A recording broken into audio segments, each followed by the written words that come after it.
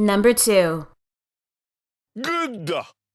Daniel J. Darby, aka Darby the Gambler, stand Osiris.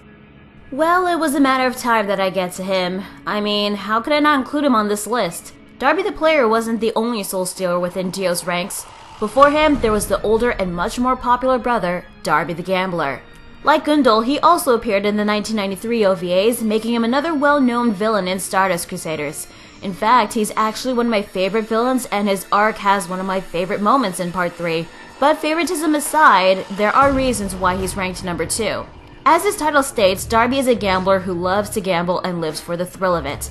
But despite being a pro at gambling, he's also a very skilled cheater, something he enjoys doing as well, rigging every game in order to win.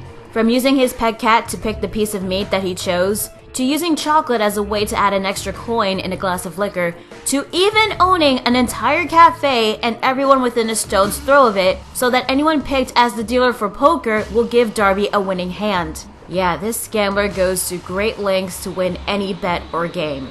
After all, according to his philosophy, it's not cheating unless you're caught. Those who are stupid enough to be cheated simply deserve it and have no right to complain. Of course, the reason why he's so skilled in cheating is because of his clever and cunning mentality, which I mentioned before being something that his younger brother lacked. Plus, he has quite an ego due to being prideful and very confident in his skills, calling himself the greatest gambler in the world.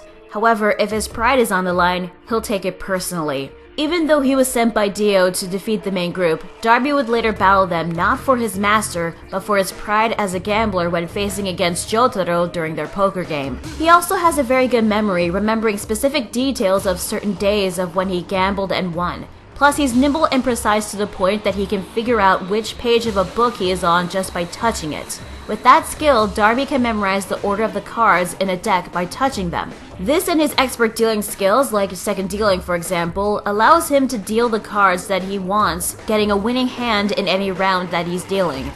That is, if he wasn't playing against Jotaro, as he easily caught Darby in the act thanks to Star Platinum's enhanced eyesight, and punished him by breaking his finger. Ouch. Now, like Autumn, Darby's stand Osiris can steal a target's soul that's wagered through a game or bet, with the same conditions being if Darby wins or his target admits defeat. However, Osiris doesn't have any other abilities and it doesn't seal the souls in anything, keeping them alive. It's actually much simpler compared to Autumn. It can, however, turn the souls into poker chips. As poker chips, the souls are kept unconscious, so Osiris' ability isn't as messed up as Autumn's, since that stand keeps the souls alive in dolls. However, when Osiris steals a soul, it molds, bends, and squeezes the soul like it's made of dough, so seeing the process is quite strange. Osiris can also split the soul into multiple poker chips, with all the parts being equal to one soul. And if the user dies, the stolen souls of the people will die as well. Now, like his younger brother, Darby likes to collect souls and keeps his soul poker chips as his collection, which is kept very detailed with every soul's name listed as well as the area and date of capture. He has a great desire for tricking people into games just to steal their souls with his stand, and he loves it.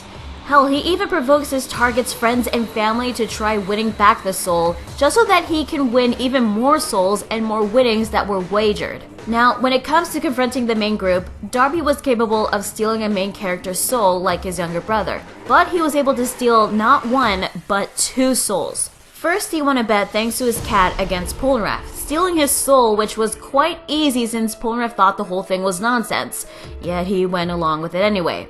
Yeah, because of his personality, Polnareff is the kind of guy that can be tricked easily by someone like Darby. Afterwards, Joseph was next to wager his soul to save his friend. He tries to beat Darby at his own cheating game by outsmarting him in a game where they put coins in a glass of liquor until someone loses by causing the glass to spill over. But even though he added more liquor into the glass, cinching his victory, Darby was just the better cheater.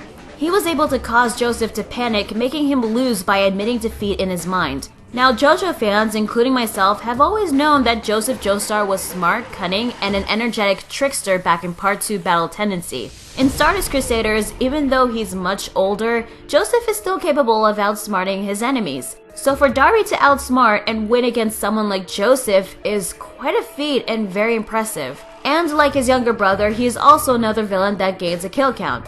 But of course, it was temporary as Joseph and Polnareff's souls were returned thanks to Jotaro. Although, his kill count is still one greater than his younger brother, but that's not the only great thing that he's accomplished in Part 3. Out of all the villains that the main group had faced in their journey, Darby, the first villain they faced in Cairo, was the only one that had the opportunity to beat them all, and very easily if I may add. When Jotaro was the next challenger, this time playing poker, which is Darby's best game, he refused to look at his cards in the second round, saying he'll play with the ones he has. It frustrated Darby, but he was very confident knowing that he'd win no matter what, since Jotaro will always get a bad hand from that kid dealer. But Jotaro raises by wagering Abdul's and Kakyoin's souls, along with his remaining soul chips without even a moment of hesitation. He even goes as far as to wager his mother, Holly's soul, and you know what the real kicker of all this?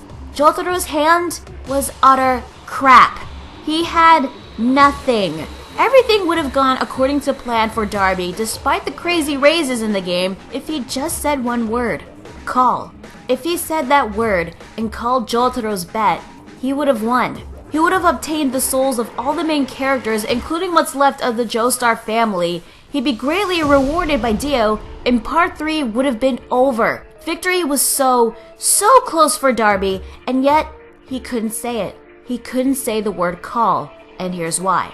During the game, Jotaro was playing mind tricks on Darby, making him feel really confused and very doubtful by having Star Platinum fetch a cigarette and then a drink, without Darby noticing. This got him thinking that Jotaro might have used Star Platinum to switch his cards, or if he had an even better hand all along, causing Darby to wonder if he was in control of the game anymore. But he was still willing to take the risk and call. However, since Holly's soul was wagered, something of equal value had to be raised, and that is the secret of Dio's stand, the world.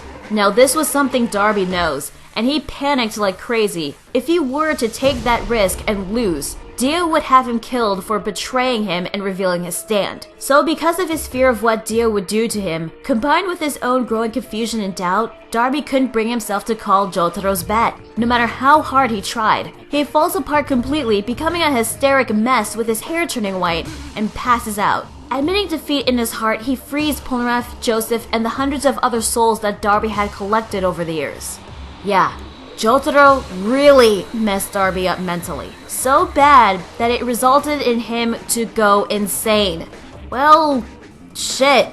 Never underestimate the power of Jotaro's stoic personality and poker face. I mean, he took a huge gamble and it worked.